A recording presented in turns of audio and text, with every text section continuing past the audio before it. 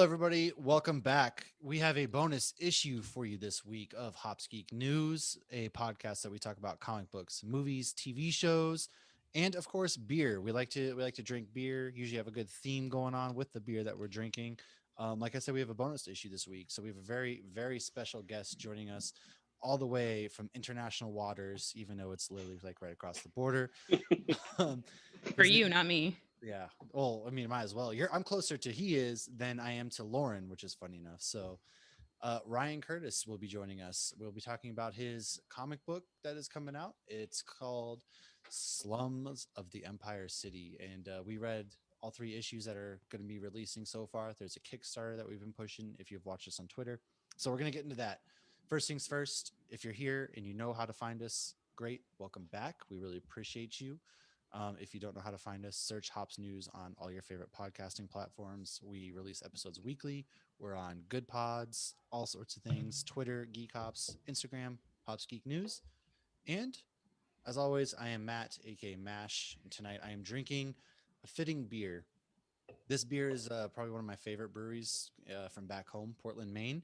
Definitive Brewing Company. It's called Insufficient Funds, which is a triple dry hop, triple IPA with it's actually 10.3%. Didn't realize that when I opened it, but hey, guess what? I don't have to work tomorrow, so let's party, right? It's delicious. Like I said, this is one of my favorite breweries from Portland, Maine, back on my old stomping grounds. So, Lauren, what are you drinking? So you're actually drinking a higher ABV beer than me. That doesn't seem to Doesn't ever happen happen. like ever. So because our guest has actually spent some time on the Supernatural set, I am drinking because I was in Texas last month. I am drinking another Cosmic Cowboy IPA from Family Business Beer Company.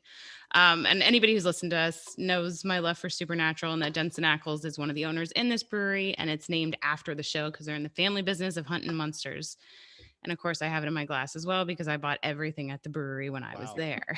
Can't believe it. So, Can't and this believe is it. only 7%. So it's a nice, easy IPA for me. For sure. For sure. And like I said, we had a really special guest tonight who we are fortunate enough because this man literally does it all. He writes comic books. He works on special digital effects, and he's a part owner of a brewery. So without further ado, Ryan, welcome to your first ever appearance on the Geeks. How you doing tonight? Oh, I'm fantastic. Thank you so much for having me. I'm excited because I'm drinking a beer that I've never tried before. This Ooh, is from, like you said, Matt. I'm part owner in a brewery called New Tradition Brewery, which is on the west coast of Canada, where I am. It's on Vancouver Island. It's a beautiful area, and this one is called. It's a limited release that I've never even tried. So this is our first taste on the podcast, called oh, Ginger Me Nice. Timbers. It's a, I'm going to say it wrong, a Quebec ale, Oh, Quebec, Kvik, Kvik yes. ale. like Kviek.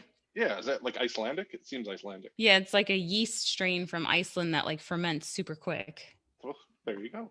5% and 23 IBU. So I'm excited to try it. Nice. The head brewer is my sister-in-law, Patty, and Ah, this was one of the best sellers that they're making right now. And there was only a few cans left, and she sent one this way so I could try it. And I'm very excited to give it a taste. Awesome. nice. So first things first, you are the part owner of this brewery. So how did that come about? And you said that you have relations to the head brewer. So is it kind of like the family business, or how did that come about? Yeah, absolutely. So Patty, my sister-in-law, and Tammy, her wife, have been home brewing for I don't know, a decade or more. In fact, Wow. Patty's lineage goes back. Her father did, and his father did. They were all brewers at home, so it just made good sense to move into a business. And a couple of years ago, right before COVID, they opened a brewery, which was not the best timing in hindsight, but what can you do? So they've been having lots of fun, and it was just a small little community brewery, but they're having a lot of fun. Nice. It does. When you sent us the website, we checked it out. It looked like a really gorgeous area. Vancouver, that whole part is on my number one to go list.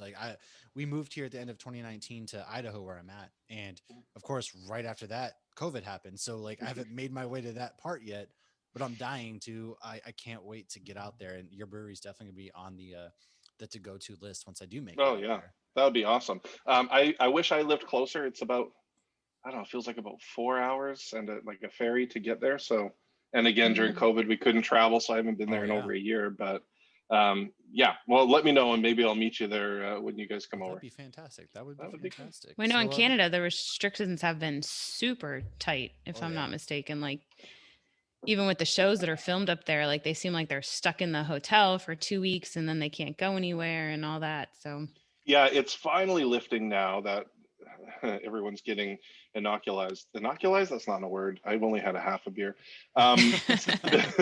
Getting their shots. So yeah, the less of the 2 week waiting period, which is good. So if you've been vaccinated in the States and you come through, you don't have to do the 2 weeks. You just have to take Oh, the wow. COVID test.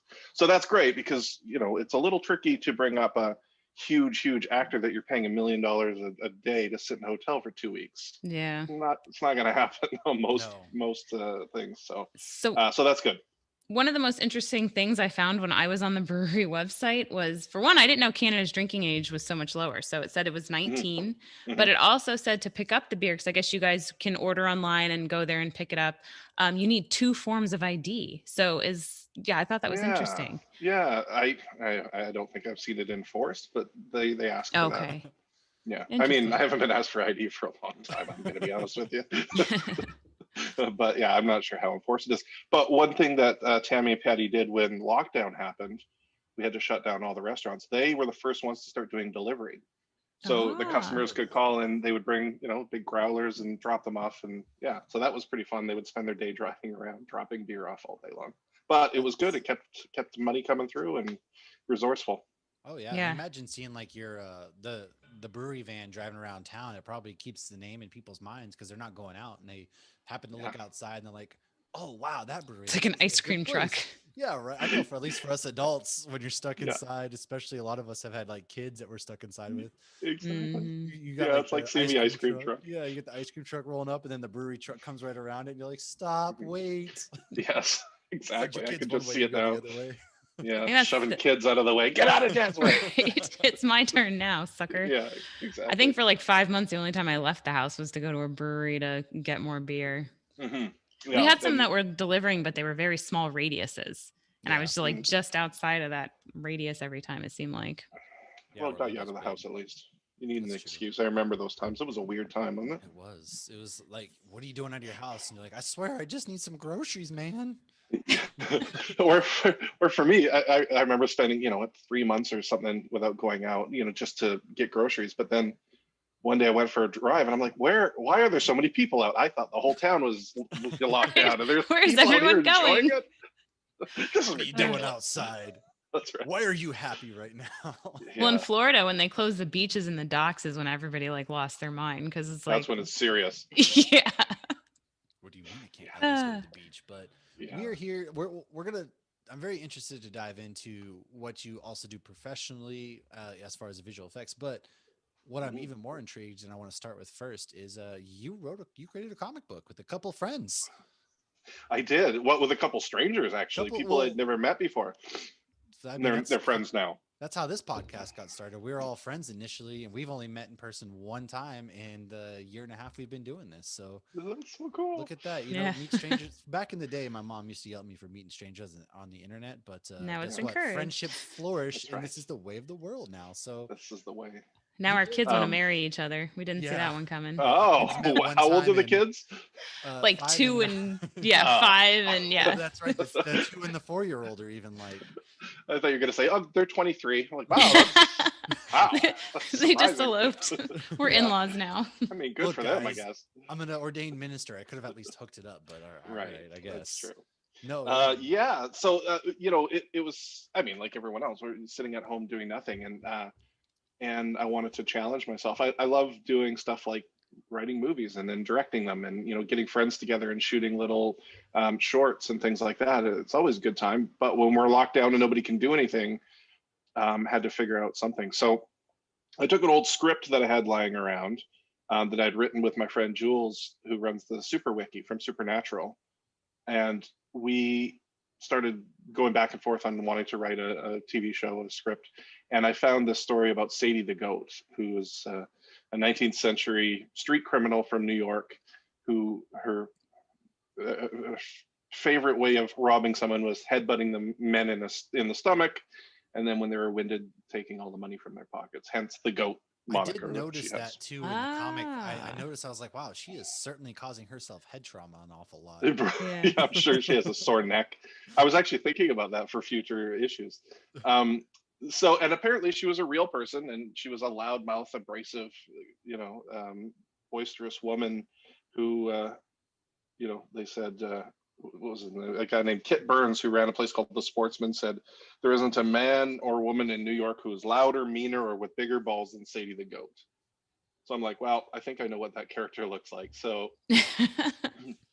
Jules and I bandied it back and forth, and we wrote this TV script, a pilot that's similar to what you have in the comics. And then it sat there because it's a huge project that's very expensive and would take a lot of Hollywood behind it. And coming from us, it's probably not going to happen. So it just sort of sat there. And when I started thinking, hey, maybe I'll write a comic book, that seemed like the perfect opportunity, because you can do whatever you want in a comic book. It's not costing you more to be in 19th century New York or the moon or a different planet entirely. So it's a really cool medium for storytelling. And I'll be totally honest with you guys. I'm not a huge comic book person, and I read a few comic books as a kid, and then some older, but I'm certainly not encyclopedic by any means. So it's a little daunting to take on a project that you're not super familiar with. Oh, yeah. Maybe there's benefits to it, but to me it was a little bit scary. So I put pen to paper and thought I came up with something that sounded about right, and then I just needed to find an artist. So sure enough, the internet's filled with them. You can search for things, and I tracked down this great artist in Brazil named Kai Hobb, who's a young guy who's just starting out. And I really loved the way he drew people, and he drew their emotions and character. You could see character in people's faces, and that was super important to me. And he drew action, and he drew cities, and I just loved everything that he did. So I reached out to him and said, "Hey, any interest?" And he was interested, and the rest is history. So we've done three books together, 3 comic books. Yeah. Nice. That's always my question though, for most of the comic book artists that we interview or have on here, they're not also the artists. So that's always hard to like get your vision on paper. So it sounds like you guys had a good understanding of how you wanted the characters, and that was an easy process to make what was in your head come to the paper with the artist you chose. Yeah, I mean, he made it so easy just because he's so talented. But you know, I've been in the business, or in the film business, enough and directing enough to know that, how to communicate. For one, my job is to communicate with artists, literally, for visual effects, to get visual effects done. So I think there's a little bit of a shorthand there. But also, I sort of just set some pretty flexible boundaries on what things should look like. So when I wrote my script, I would lay out where panels should be, in words, what I wanted in each panel. And sometimes he stuck to that, sometimes he didn't. But when he didn't, he brought something more and bigger and smarter and from different angles than I could have. So not getting too in your head about things, expecting to see something, because you probably won't see it. Just be prepared Right. for what you get, Oh, kind yeah. of thing. And And there's certainly a case, and I was working with an artist just recently who I thought was going to be getting that, and then when they sent stuff, it really didn't hit the mark. So it becomes this balance of, how much notes do you give, how much, or do you just move on to someone else? Because Right. sometimes it's just not the right artist for the job. So oh, yeah, for luckily, sure. this one was. Well, yeah, I mean, I think that the artwork really matches kind of like the brashfulness of the characters, even because the first thing I noticed was just there's not like a lot of bright colors, because it's kind of like old school New York, but at the same time the art was done well enough that it really kind of pops out to you, and the characters are really well drawn. I mean, she's a Sadie, the red hair pops out immediately to you, the freckles, and the way you wrote her character as well. It really matches that she's just kind of like this beacon, not like necessarily of hope or light, but like she's just like this bright, bashful character in New York City, and she really Of stands out. loudness. Oh yeah. But And she still has Yeah. a level of innocence to her because she is a child. So it's like you see that, like, okay, she's tough and she's been raised on the streets and she's dirty, and these kids are scared of her in this gang she's running, but she still has an innocence to her. And you see that more so later on in the third one. We see more of that, which we'll just spoil the first one. But no, I really liked it, and I especially loved that you mixed in actual history. I think that's really, really cool. And you even in, each of them, you actually spell out, okay, this is the actual history. You did your homework, you did your research and put these characters, put your interpretation on them. And also Sadie the goat, I didn't even realize why she was named the goat. I thought like greatest of all time. I'm like, is that been an acronym that's way older than I thought it was? So it's kind of got a double meaning in today's times. Yeah, I never thought of it that way, but yeah. I mean, part of my research, because I really wanted to find out, was Sadie a real person, right? Did she actually exist? Because she's only mentioned in Herbert Asper's novel Gangs of New York, which he wrote in 1923. Yeah. So he wrote it in 23 about, 1860s. I mean, it was way before his time. So I think it's bullshit. I don't think she's real. I don't think she ever existed, unfortunately. So I did all this research. I mean, I'm not a reporter or anything like that, but I went through a whole bunch of old newspapers and genealogical stuff, and I couldn't find any sort of reference to the actual person. But what I did find was so many other crazy good stories. Like Harmon and Haley, her two cohorts, were two dumb guys that got caught stealing sugar from a quarantine ship in the harbor. And it was in the newspaper, William Harmon and Haley, I can't remember, Thomas Haley or something. And I thought these were two bumbling idiots, and Sadie needed a small gang. So, pairing those people together. So those are real people. And then, we later meet Dutch Herman, and he was a real guy. He's a safe cracker and a burglar, and he was in the rogues gallery. And I think it's fun just to take these stories and sort of mix and match them. Yeah, when you gave the history of Dutch, I'm hoping he's somebody we see again in the future, because I feel like there's a lot more story there for sure. Yeah, so the way, and this might be controversial, but the way I'm doing it, I'm doing 3 books at a time, and each 3 are about a different character. So the first 3 are about Sadie, the next 3 are about Dutch, and then the last 3 are about Walt Whitman, the American poet. Oh, interesting. So, and then, hopefully that's volume 1, and volume 2, we go back to Sadie, and, we keep touching base with these characters inside that book for a few pages. But the majority of the book will be focusing on those people. It's kind of like a Quentin Tarantino movie where like you get different characters and then eventually they all kind of intersect. Are you planning on? You don't have to spoil it if you don't know or if you don't want to yet, but it seems like they're all going to somehow come together at some point then by writing this, correct?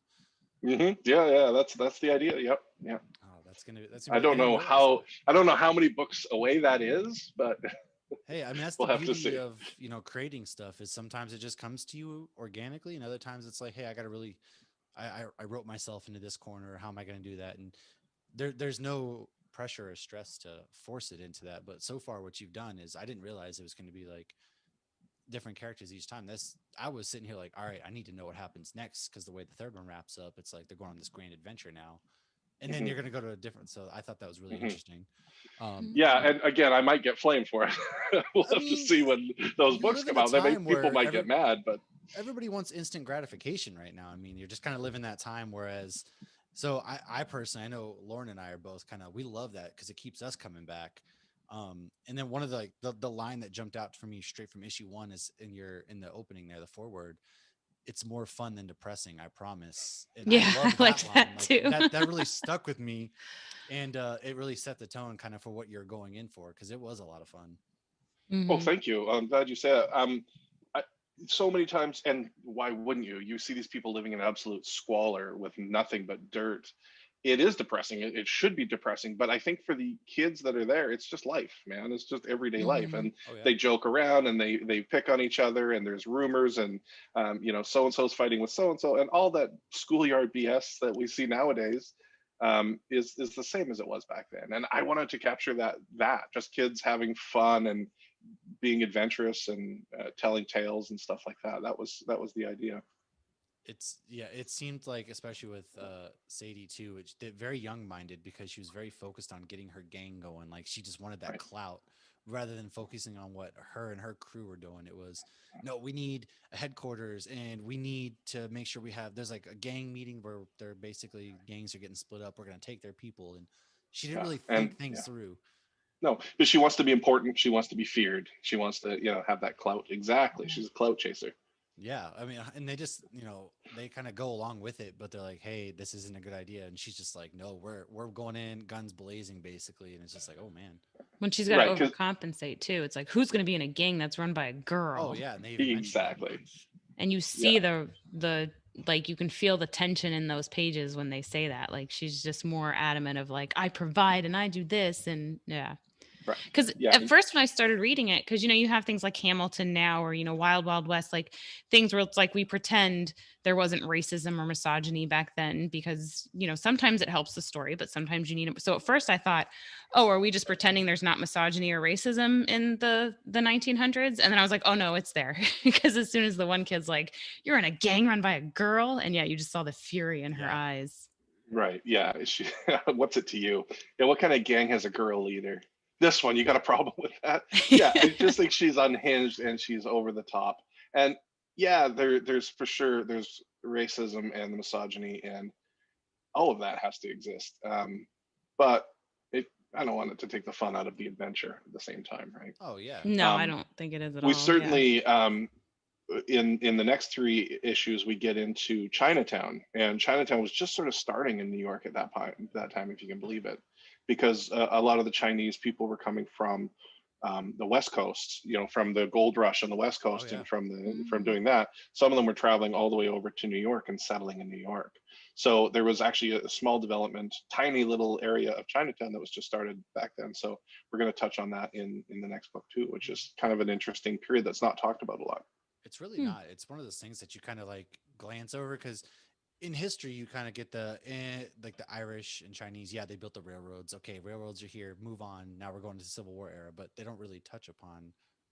And so, have you always been? Is this like history something that you've always been really interested in, as far as like, oh man, I just love this and I love diving into it, or is this kind of a newer kind of adventure for you? I think certainly as an adult, not as a kid in school. When I had to learn it in school, I didn't care.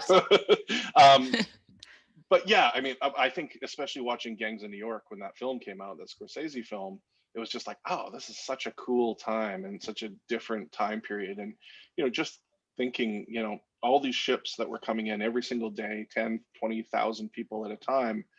And these people were coming from another country, have been on a boat. A lot of them died on the way over here. And they're plopped down in Manhattan and they're like, okay, there you go and live your life. A lot of them didn't move. They just stayed exactly where they were dropped off and tried to make a go of it, right? So you had, in the course of, and again, I'm no historian, but in the course of a few decades, you had, 30,000 people to 300,000 people in the same Manhattan area. And it's crazy. It really did. And they're all still there. They are. Well, there's more than now. Yeah. More than now. Times. Yeah, they're living a better life now than most of them, anyways.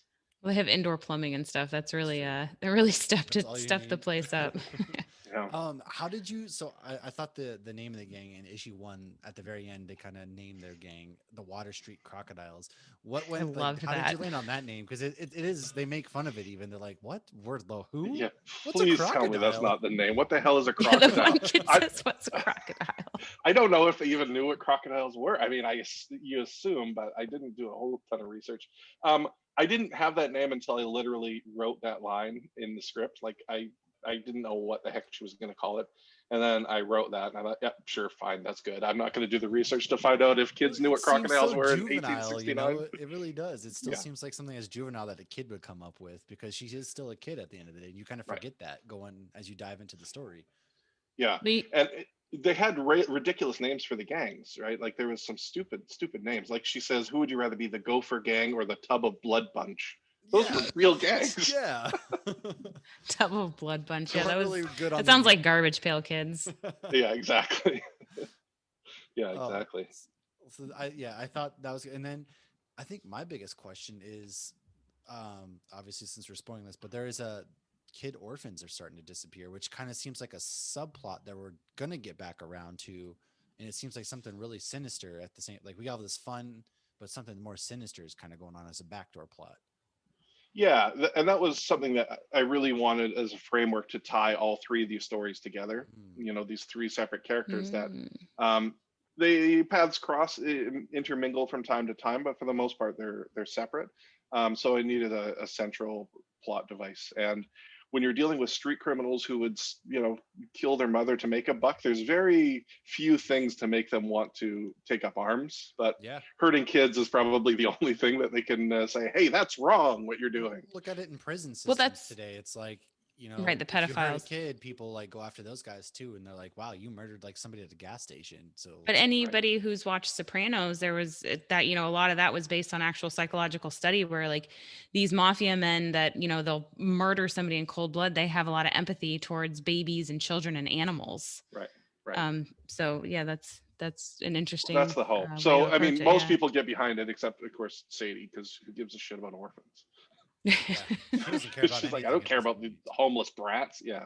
But that could be That's- part of the relationship she has with Well, I was gonna with say her as we parents that see you later learn about. Yeah.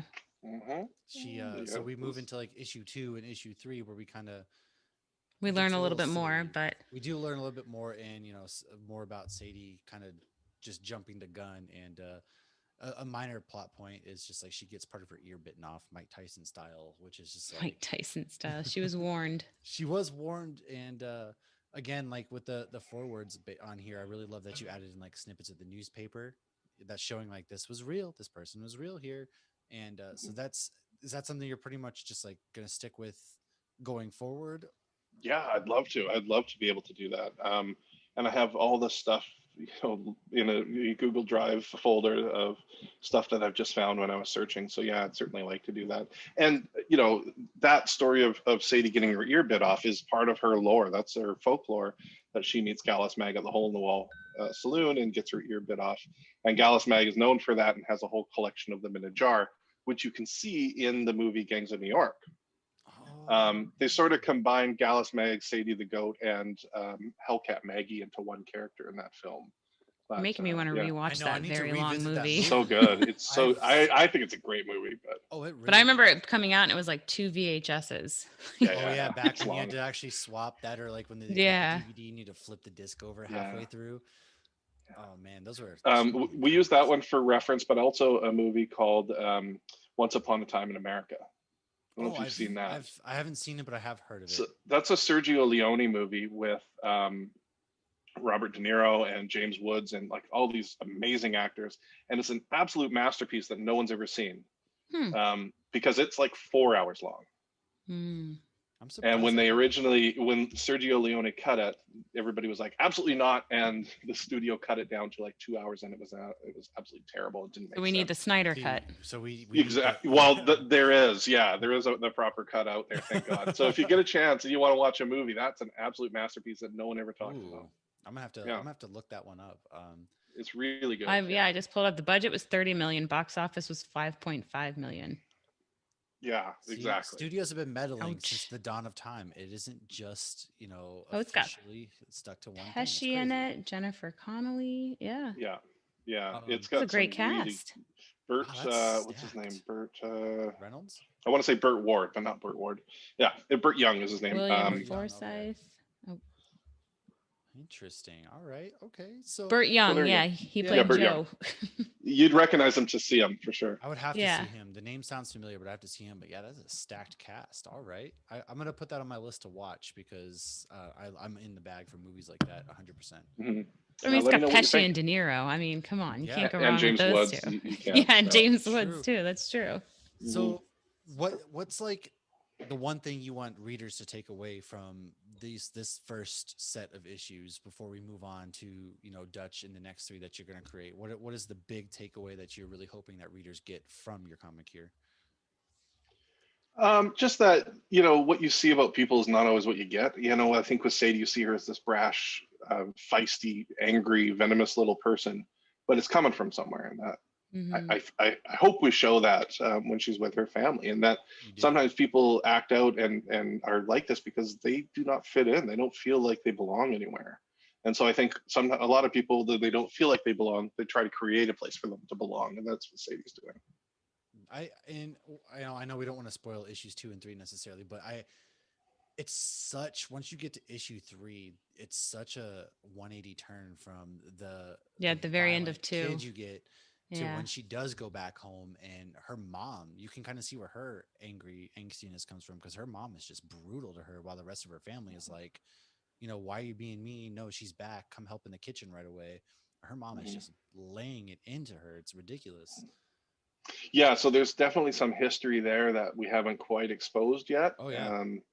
But there, yeah, some shit happened in the in the past that we'll have to come to terms with later on. But yeah, it's not good. But if I could go on a tangent, that family, that Farrell family, was a real family, and they owned that oyster saloon. I don't know if they were connected to Sadie the goat, but Sadie was the head of the Charlton Street gang, and that saloon was on Charlton Street, and their last name is Farrell. So, I mean, there's a possibility that they were connected.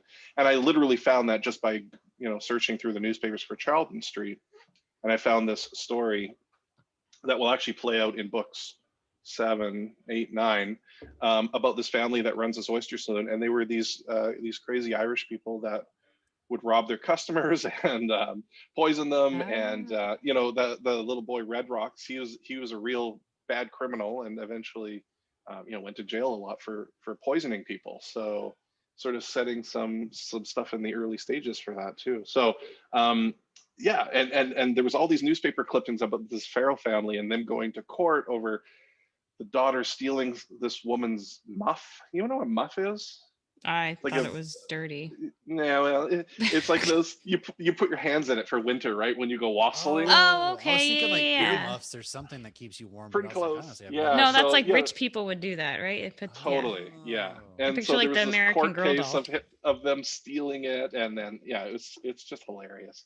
And the newspapers at the time were absolutely hysterical with their op-ed-ness of just the reporter giving their opinion on people.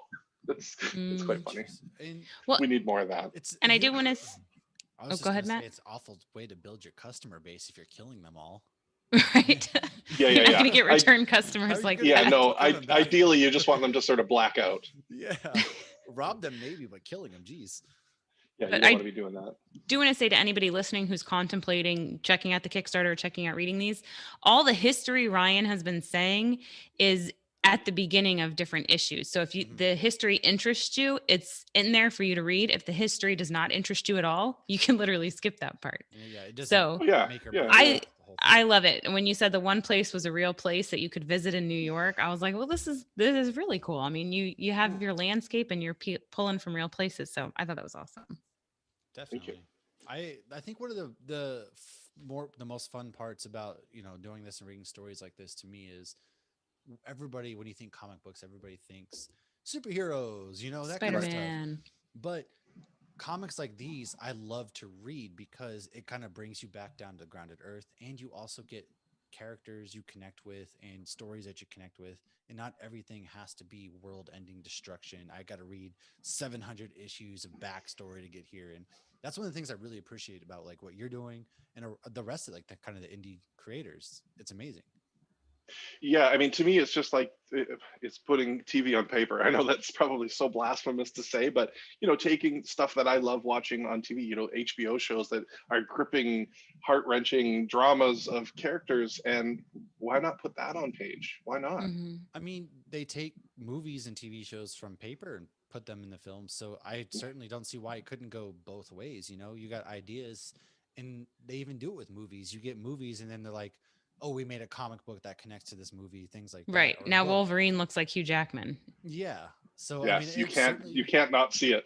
Right. It goes both ways, really. And so there's nothing blasphemous in my opinion about it. I feel like anyways. Well, and someone go say one of the what? Oh, I was gonna say one of the things for me is because I think that way. I think about performance, I think acting and stuff. Waiting for stuff to be drawn, I got bored and went and hired all these voice actors to actually voice act the comic book. So one of our Kickstarter things, after you submit, you can actually purchase the audio version of the comic. So we'll show video clips of each cell, and then voice actors actually acting out the comic, which has been fun. It's pretty fun. That's pretty rad. And speaking of voice actors and things, because I know that the Kickstarter for this closes on the 20th of July. When can we look forward to getting the Kickstarter and for the next set of series? And are people going to be able to still somehow get their hands on this comic as well to kind of go back on and read? Yeah, I mean, once it's over, we'll be fulfilling by probably the end of the month. I mean, everything's done. It just has to go to the printer and then get sent out from there. Um, originally, and breaking news here, originally we were talking that it would be one a month, but because everything's done, we're going to send all three at once. Oh, So instead of waiting for 3 months to get it, you're going to get them all at the same time, Nice. which and makes more sense. And I think the reader will enjoy that, being able to sort of binge a little bit, and then make them wait for another year for the next three. well, it lets you binge, but also leaves you wanting more at the same time. Like it I did hope More so. so, yeah. me. And for me, I was like, all right, I'm ready to see where this goes. Yeah, I Like hope so. I hold on to my comics until I have at least 2 or 3, sometimes more episodes or issues because I like to be able to sit down for more than a few minutes. But uh, I love nowadays, though, you have so many adults reading comics that you're able to go to that, dark side and whatnot and edgy and how you were saying, HBO, TV putting to paper. And I think you're more able to do that nowadays in a visual sense than you could 20 years ago. Maybe that's because I didn't get into comics until I was an adult. So maybe I feel differently. But Yeah, you know, yeah. like No, I think you're right. Invincible. Look at the market for that show, the Right. cartoon where they're like shit and blood's going all over the place. Yeah, Yeah. yeah. Uber violent, but there's a Yeah. market for it. People are watching it, right?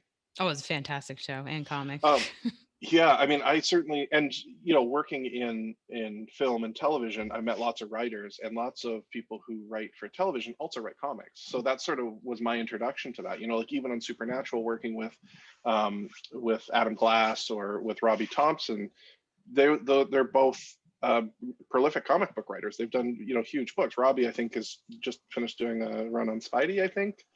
Um, Oh, nice. yeah, and it's fun because talking to those guys, they're like, you can do so much more in comics than you can with TV. You don't really have Mhm. to ask for budgetary purposes, can we blow up this building? Yeah, of course you do. You just blow it up. It's a comic book. So I think that you'll see, and I think it's great, you'll see a lot more writers getting into comics. When I started this, I was talking with Adam Glass and asking him, how do you write a comic book script, essentially? And he sent me some comic book scripts that he's written and said, here's the way that I do it. And it's great. And it's super helpful. And that's what I did. But, he was saying, he's written for the big three almost exclusively. And I think Robbie has too. And I think that they both said, and I hope I'm not putting words in their mouth, that they'd really like to do an indie book where they don't have to ask an editor's permission to do something, or they don't have to, worry about the lore. They're just creating it as go. Oh, sorry, that's not true. Yes, Adam did create an indie book. Robbie hadn't, because you have that flexibility, and these are creative minds that build worlds all the time. So to be able to turn people loose and say, do whatever you want is pretty exciting, and it's a cool environment.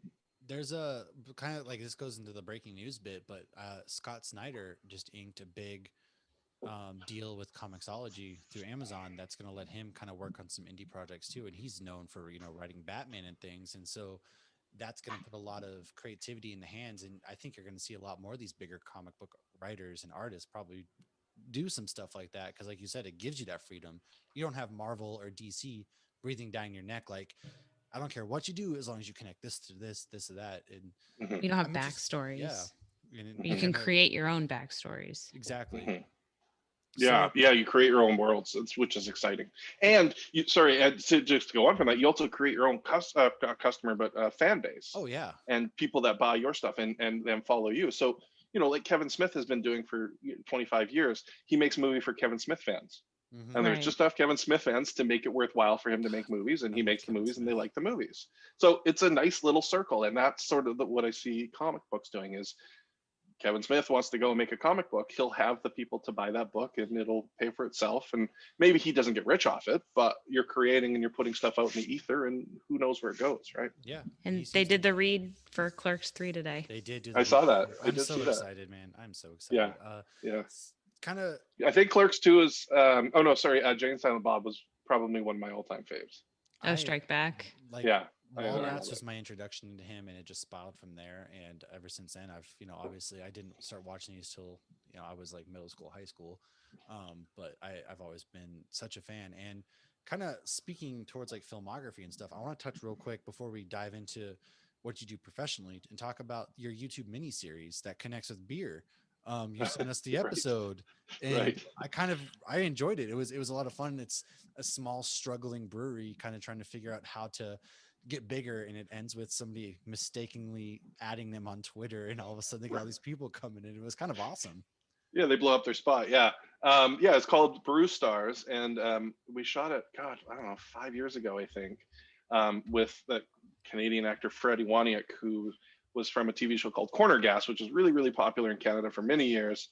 And Fred was in it. Lauren Cardinal was in it. Andrew Barber, who's a hilarious YouTube, and I think he's on TikTok now doing really well. And a bunch of other people. We got together and did this show, and we wanted to show what it would be like if you were running a craft brewery.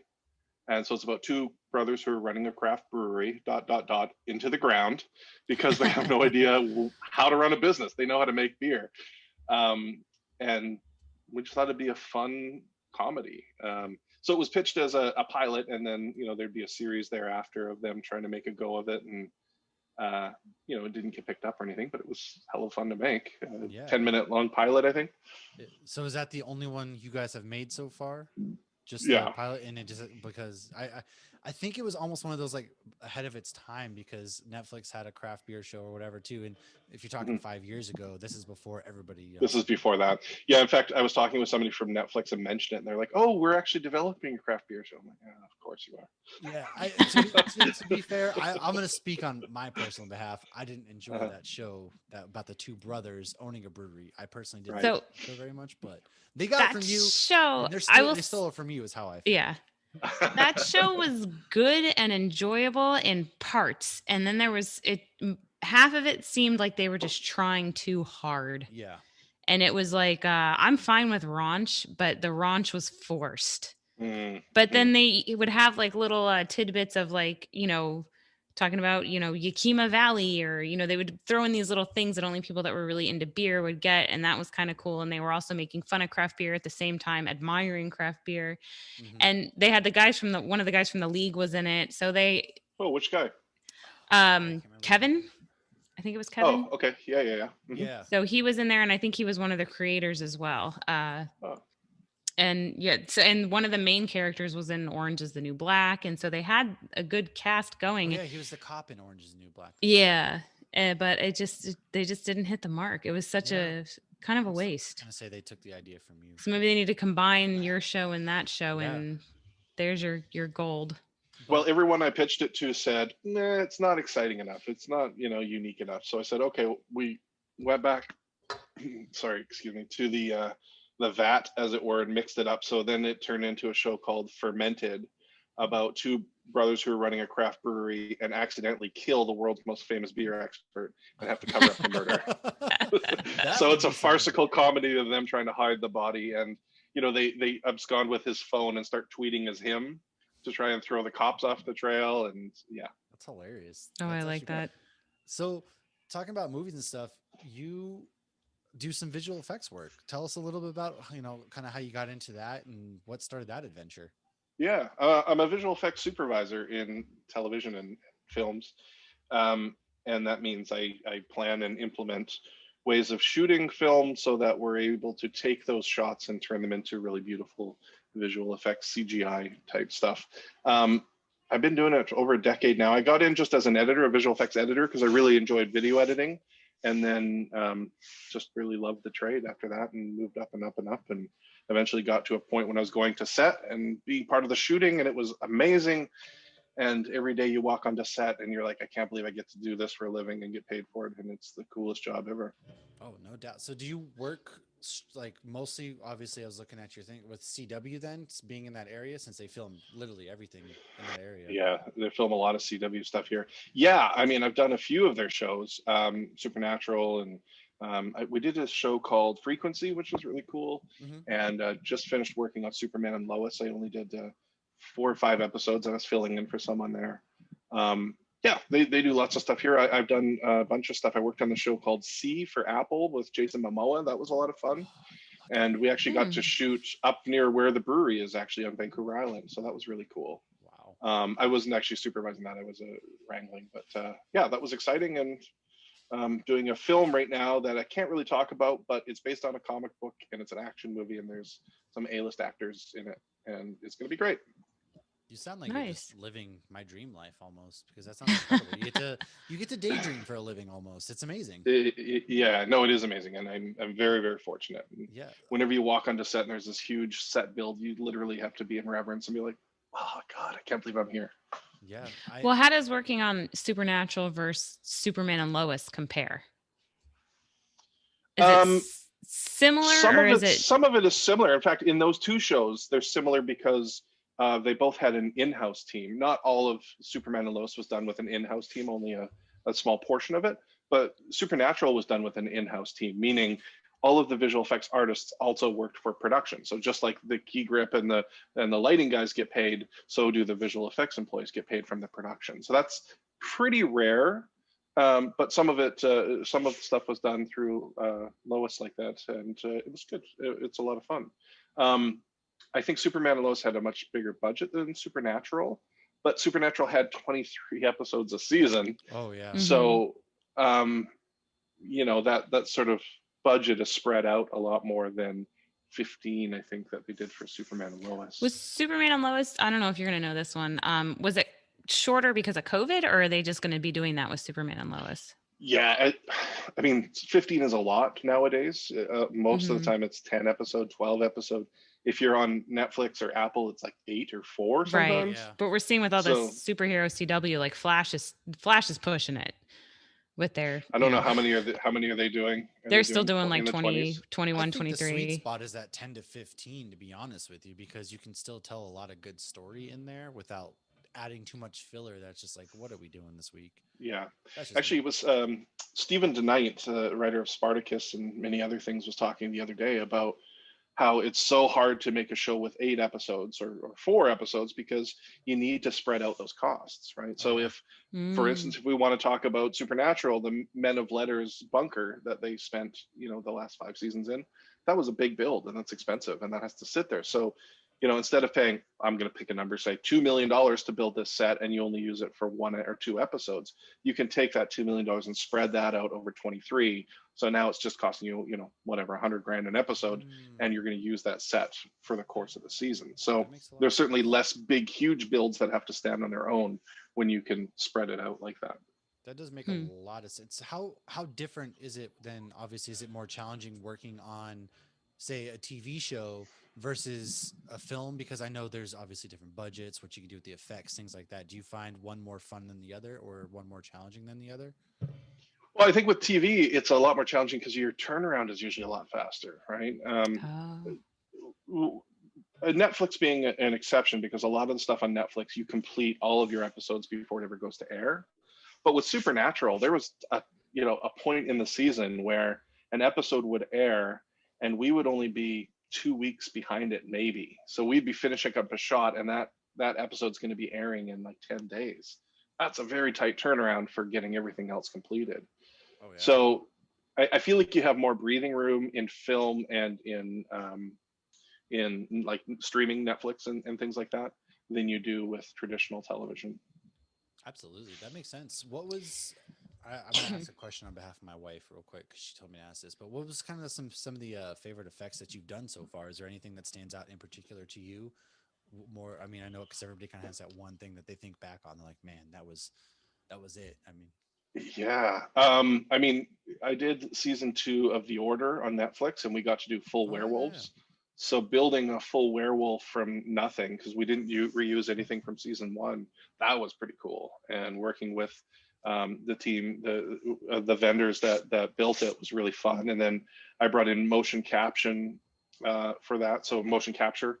So we would go to motion capture studio and record all the movements and then apply those to the werewolves to try and help them. That was a lot of fun. But I think there's this shot in the last season of Van Helsing that we did right before. Yeah, thank you. Right before COVID, we went to Slovakia. We were in Slovakia for over a month shooting the first 3 episodes of season 5. And that was pretty awesome, just in general, just to be in Europe shooting for your job. And we shot at this really cool castle, and we made Trisha Helfer climb like 500 steps to the top of this castle spire. And we had a drone that would start on her standing in the doorway. She casts this evil spell, and the day turns to night as clouds and evil roll over, and we drop back on the drone, and it looked fucking awesome. And Nice. and on the day we're like, yes, yes, everybody was cheering because it was so cool. So that's probably one of my favorite shots. That's awesome. I do want to make a comment real quick because, with Supernatural, I feel like, people who haven't seen it have a certain perception of what they think it is, which I think is wrong. But the visual effects on that show, I mean, throughout the 15 seasons, there's a lot. I mean, every episode you have visual effects going on that are just crazy. I mean, you have so much different urban legend being brought in and so much going on and so many people being thrown across the room and all sorts of things. So I just wanted to mention that. And so that's really awesome. And I'm sure that was, and like you making the comment about the time turnaround, it's like that had to have been very intense. Huge. Yeah, it really was. I was a coordinator on that show, so I got to go on set quite often. Well, most of the time I'd spend on set, but then work with the artists to, organize the stuff. Mark Malash was the supervisor on that show. He was an artist for the first 7 seasons, and then he was the supervisor there on after. And Grant Lindsay was the visual effects producer. And yeah, it was a lot of work. And how many freaking times do you have to do colored eyes? Or, like, okay, what are this guy's eyes? Okay, oh, we have a what is it now? This kind of monster? Great. What color are their eyes going to look like? I think every single episode, at least one. Oh, yeah, for sure. Yeah. And, it changed in the earlier seasons. They would put black contacts in for demons. And then eventually we were just like, nah, we'll just do them. For the most part, they were just all visual effects or fangs growing in. A lot of that sort of stuff. But so that's visual effects. That's not like fake teeth. It's both. Okay. So they'll have fake teeth made, really nice prosthetic teeth that sort of go over top of their teeth, sort of like shark teeth. But when they come in, we would animate them coming in. Okay. And then for all the talking and stuff after, we would just put the false teeth in so that we didn't have to always do that. So it's always a combination of special effects makeup, us, special effects, whoever is involved. We all try to have a little piece of it. But even with like dead people, do you ever work on the props, or is that a totally different department?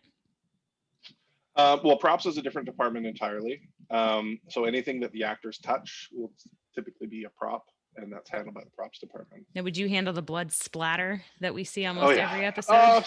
Yes and no. It depends. If you see it hitting something like a wall and dripping down, that's probably special effects. That's got a blood cannon that they're shooting it with. What then?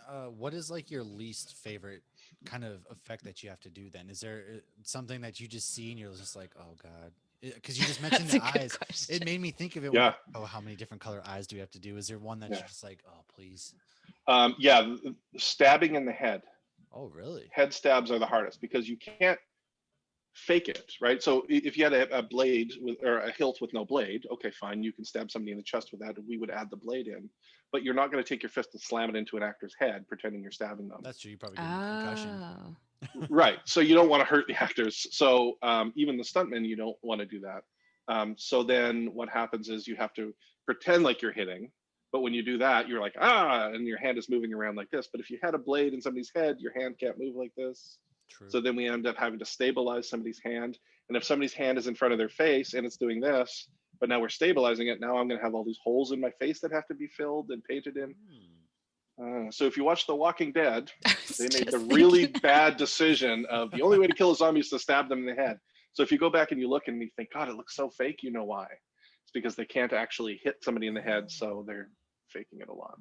I never Interesting. thought about it. That I would have figured it was something else, but that makes a lot of sense because you just can't. Yeah, you can't just walk up and be like, "Bam! Guess what? Andrew Lincoln's out for 3 weeks because I just bashed his head in or something like that." Or now you have an extra suing you for trauma to the head. Yeah, totally. Yep.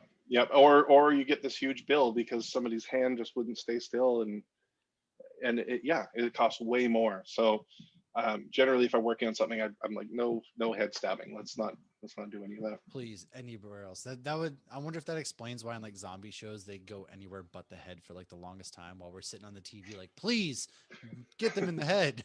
Well, yeah, because a lot of times if they're going to put explosive squibs on them, they don't want to put them on people's heads, right? Yeah. If they're doing it practically, so they'll put it on the body. We see a lot of decapitation in Supernatural. Is that a hard one, or is that pretty? Yeah. Okay. We dialed it in. Like honestly, I think that our show was probably the most decapitations on any series. I'm guessing. I'm just throwing that out there. Yeah. But yeah, so we sort of developed ways of doing it where we made it really simple. We would ask for like a head with a wig that matched the actor's hair.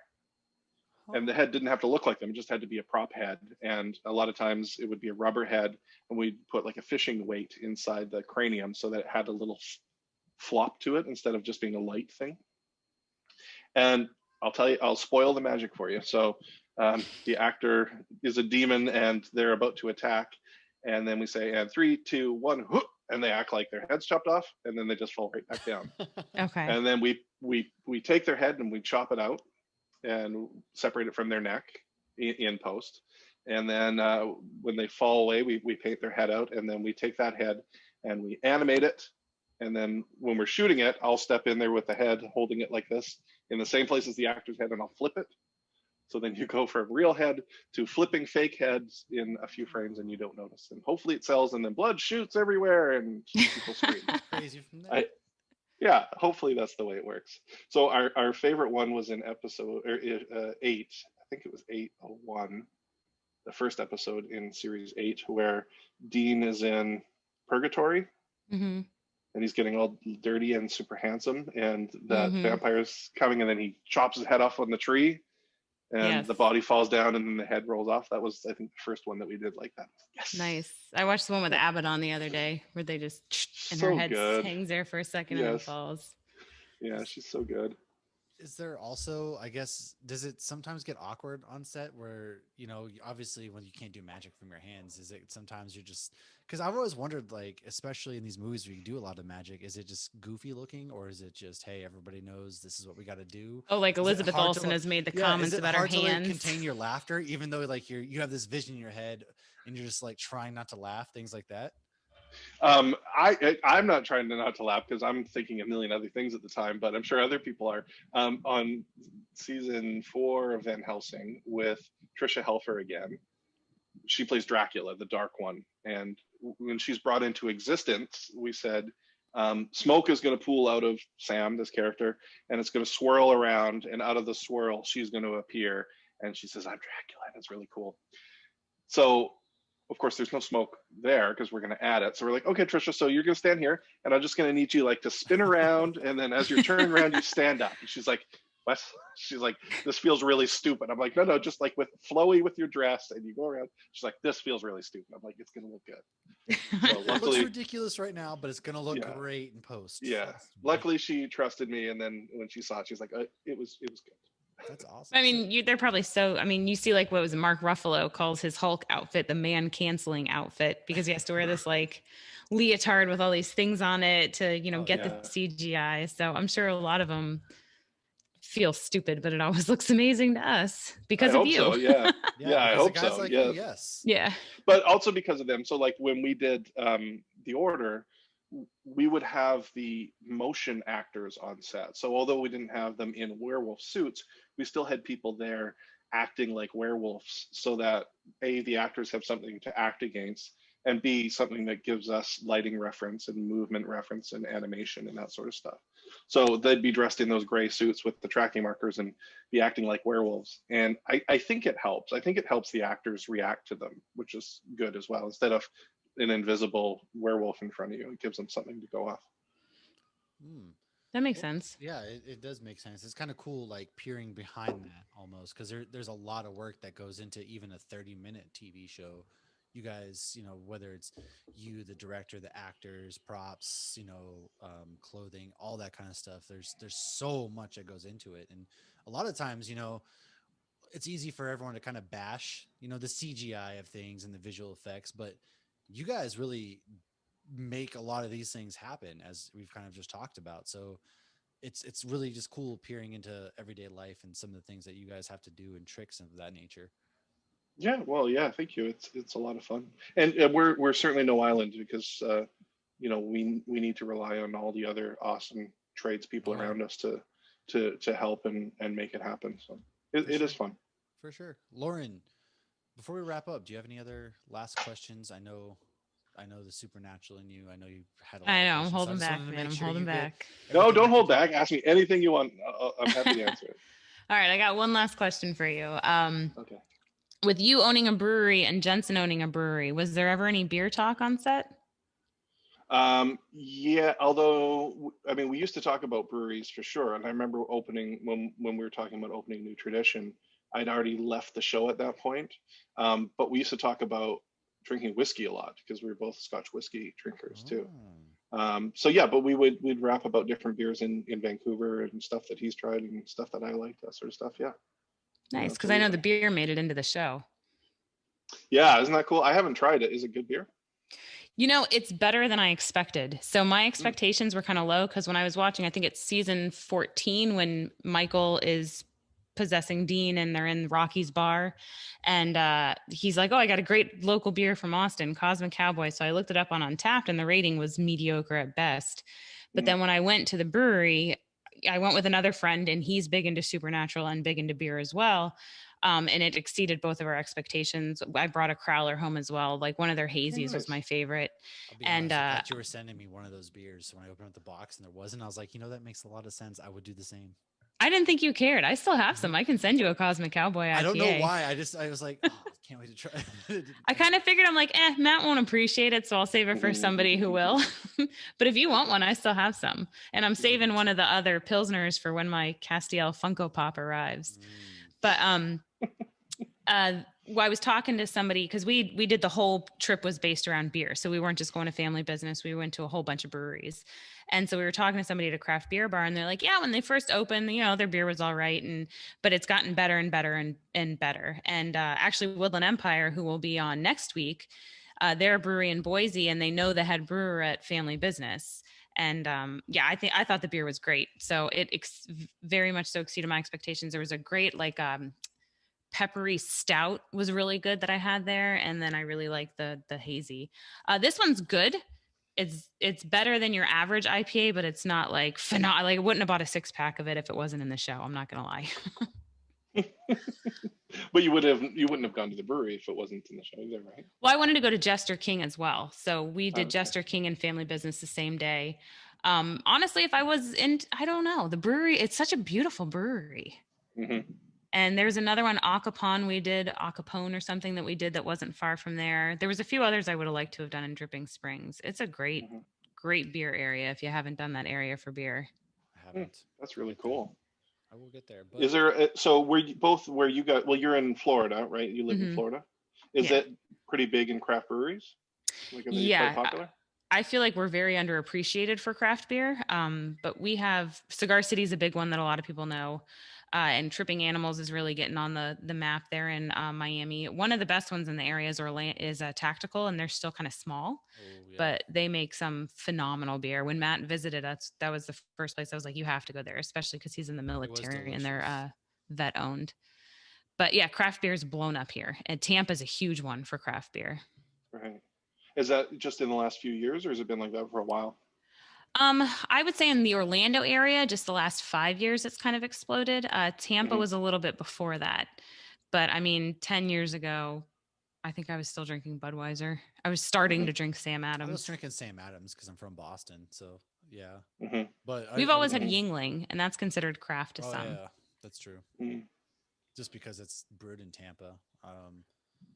I would say Idaho's beer scene's pretty big. It's gotten bigger. I didn't know what to expect because I'm not from here, so Hmm. I'm from New England.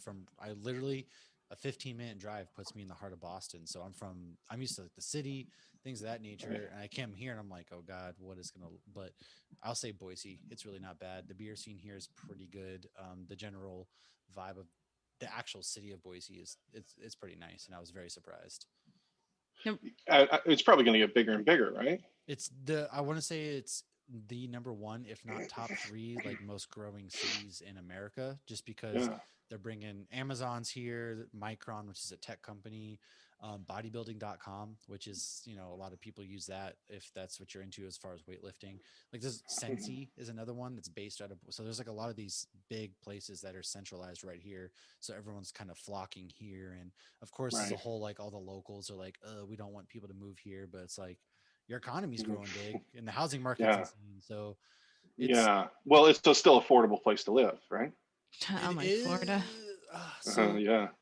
you can't find a house right now in the city and surrounding area that's less than 300 grand in like the housing. So there's not enough houses. So they're building outwards because they can't build upwards. Essentially, they're not allowed to build a Mhm. skyline because of the mountains that sit right behind it. So there's some law in place, so they can't build upwards. So they're building outwards, and it's killing a lot of like farms and all that kind of stuff. It's this whole crazy thing that I had no idea even existed because I didn't even know this place was a state until I got here. To be honest, I didn't know. You didn't know that? I knew it was a state, but like I didn't know it was like real. It's Didn't one of know those people things, lived there. it was one of those things Yeah. that's like you hear of Idaho and you're like, oh yeah, potatoes, but then you get here and it's like, yeah, but there's also a lot, like the hiking is phenomenal, the outdoors is phenomenal, and then you're 4 hours from Salt Lake City, 8 hours to Seattle, 6 hours to Portland. Just you're kind of centralized, Yeah. so it's kind of cool because I'd never been in the Pacific Northwest, so this is letting me kind of explore the Northwest in a way.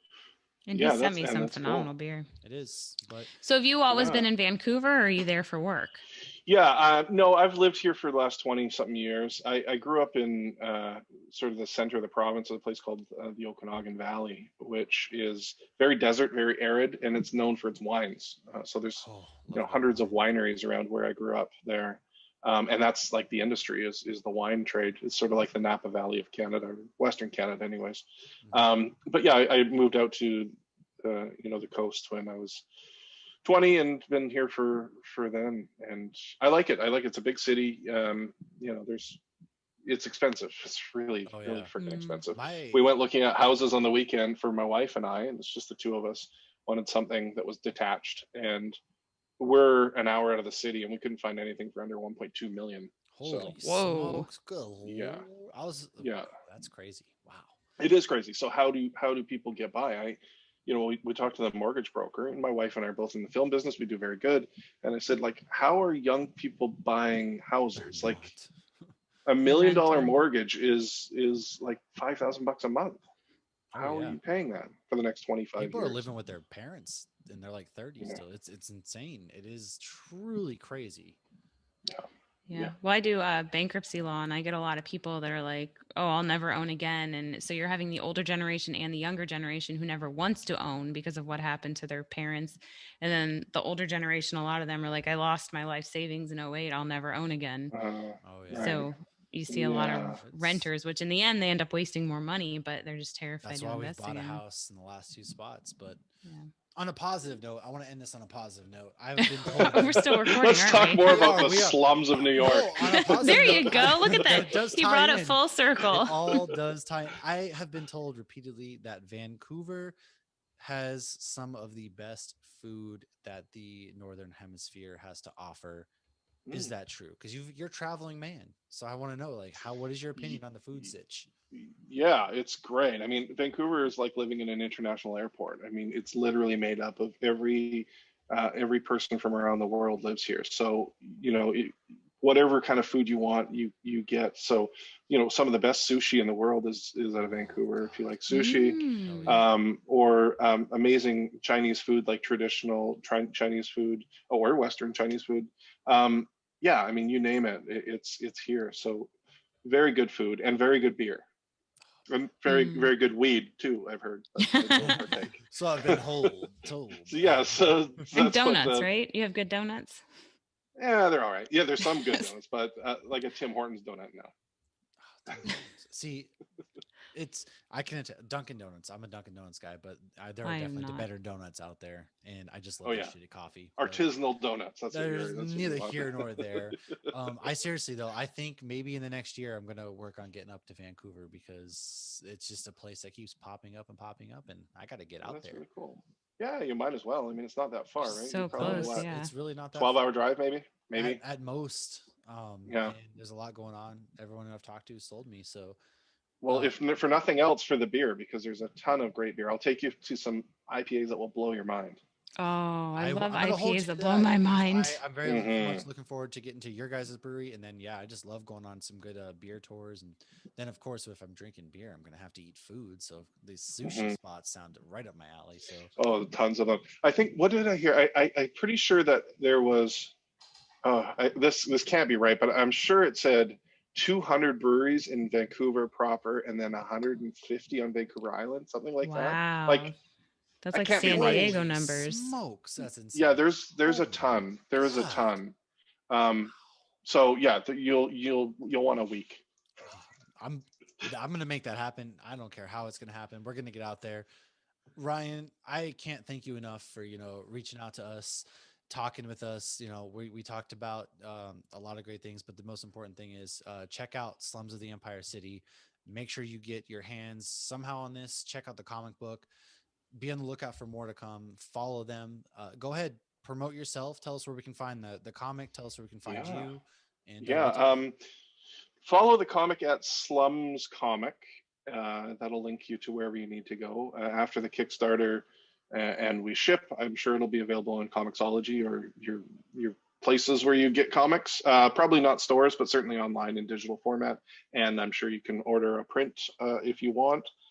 You can follow me, Ryan_Curtis, on Twitter, and Sigil Digital is my website. Nice. Awesome. I'm about to go right now and get on the Kickstarter bit. I've been meaning to. I just keep forgetting. But 2 days left. There's 2 days. I'm going in right as soon as we end this. I'm going right Awesome. in, and I'm getting me at least the 3 digital prints to have. And again, thank you sincerely from the bottom of our hearts for joining us tonight. It was a lot of fun. And who knows? We'd love to have you back again to talk about some more exciting adventures. And Oh, I would love that. Yeah, absolutely. It's an honor to be here, guys. I really do appreciate you, and I appreciate your support. It's awesome. absolutely. Appreciate you letting me geek out a bit about Yeah. Supernatural. Matt Oh, never we didn't lets even me. get to talk about the good stuff, like how handsome Jensen Ackles is in person, or how tall Jared is in person. I guess we're just gonna definitely have to have you back for a future episode then, so we can really talk about the good stuff. And shout out Say to my husband knows that he's my list. Which Jensen or Jared? Jensen. Yeah. Come on, he He's on my brews list, beer. I mean, yeah. that's just perfection there.